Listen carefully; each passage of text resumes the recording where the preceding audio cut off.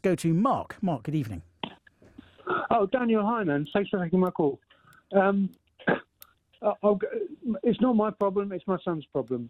His 7-year-old son, i.e. my grandson, was playing outside in the street with some other kids, and a car got scratched, and a neighbour's car got scratched. Okay, and Mark, can I just ask you a question? I can see on my screen that you're calling from Portugal. Did this happen in Portugal? That's right. Because it's different law in Portugal to England. This is in England. Fantastic. Go ahead.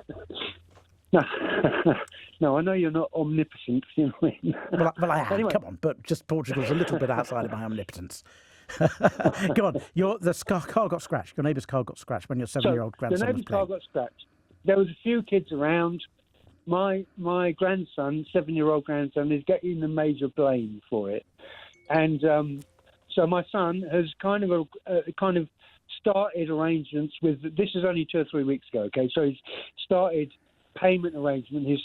The paint sprayer says it needs 4 panels resprayed, £250 a panel. You're talking £1,000, and the car. When you go onto We'll Buy Your Car thing, his car is only worth £600.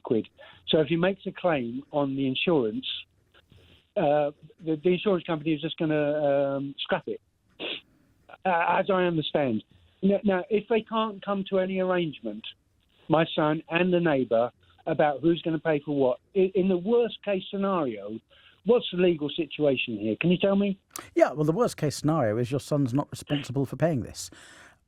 A child cannot be sued for this sort of thing, and even if a child could be sued, the parent isn't responsible for paying it. Morally, if your son did the damage, of course your son, who is doing the right thing, should pay it. Legally, there's no claim against your son here.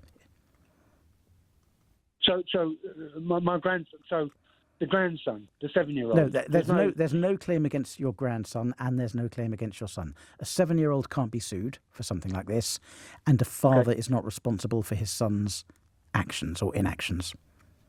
Okay. All right. Okay. All right.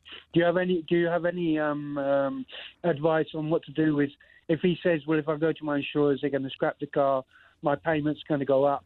And do you have any advice about that or not? Well, it's a little difficult to answer that, Mark, because your son is not legally liable. So anything your son does is a gesture of goodwill and a sign of his integrity. In terms of what the law says he doesn't have to pay a penny.